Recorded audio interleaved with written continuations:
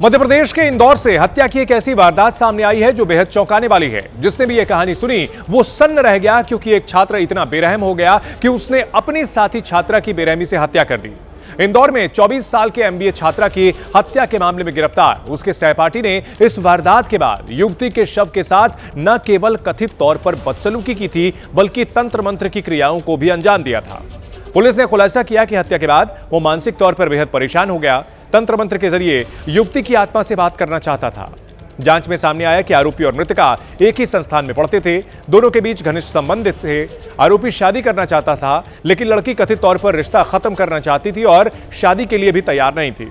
यहीं से दोनों के बीच तनाव बढ़ा। घटना वाले दिन आरोपी ने छात्रा को बातचीत के बहाने कमरे पर बुलाया और वहां उससे छात्रा की मोबाइल में एक बेटिंग या चैटिंग ऐप देखी, जिससे उसे संदेह हुआ कि वो किसी दूसरे लड़के के संपर्क में है। इसी शक और बहस के दौरान आरोपी ने लड़की की हत्या कर दी।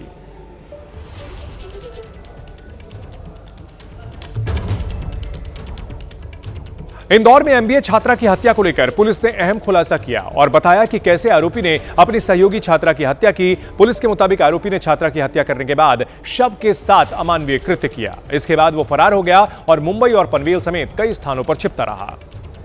इसमें जब पीयूष से पूछताछ की गई तो उसने ये बताया कि एक तो उसके परिवारजनों द्वारा उस पर दबाव बनाया जा रहा था कि वो शादी के लिए राजी नहीं थे उस युवती से, और दूसरा ये था कि उसको लड़की पे भी थोड़ा सा शक हो रहा था कि वो कुछ और लड़कों से भी बातचीत करती है। जो है युवती को स्ट्रैंगुलेट करके उसका मर्डर कर दिया था।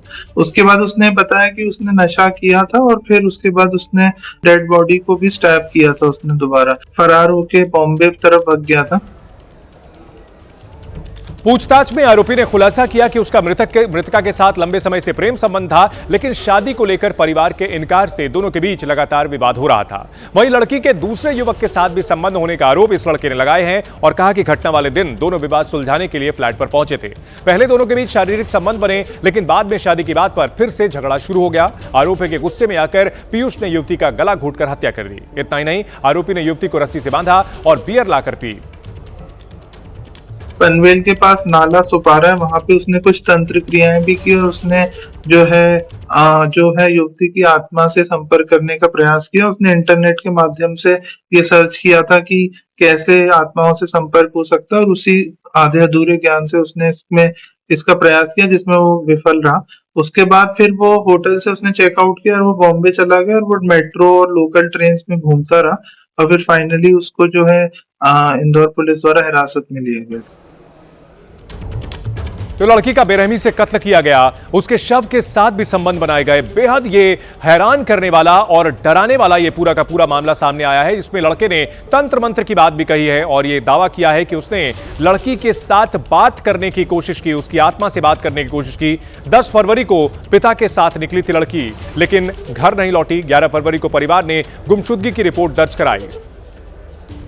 12 फरवरी को परिवार ने बेटी को दिन भर तलाशा, लेकिन 13 फरवरी को साथी छात्र के कमरे से उसका शव मिला। सीसीटीवी तस्वीर भी सामने आई थी।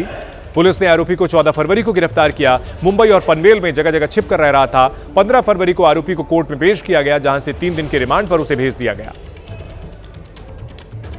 इसके बाद चौंकाने वाले वो खुलासे कर रहा है, बता रहा है कि किस तरह से उसने शक होने पर लड़की का कत्ल किया था। छात्रा 10 फरवरी से लापता थी। उस दिन वो आधार कार्ड ठीक कराने की बात कहकर पिता के साथ घर से निकली थी, लेकिन वो घर नहीं लौटी और इसके बाद मोबाइल भी बंद हो गया। अब छात्रा का 10 फरवरी का वीडियो सामने आया, जिसमें वो अपने दोस्त के साथ जाती हुई दिख रही है।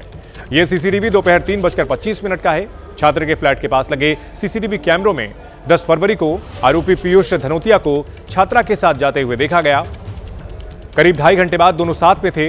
उसके बाद उन्हीं कैमरों में छात्र एक बैग लेकर अकेले बाहर निकलता हुआ दिखाई दिया।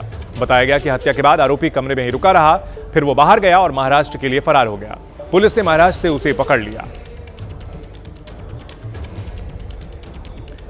तो इंदौर छात्रा मर्डर केस में तंत्र मंत्र और तमाम तरह के अलग अलग एंगल निकलकर सामने आ रहे हैं। इस पूरे मामले में पता चला है कि प्रेमी ने ही लड़की का कत्ल किया था और कत्ल करने के बाद तंत्र मंत्र के जरिए उसकी आत्मा से बात करने की कोशिश की थी।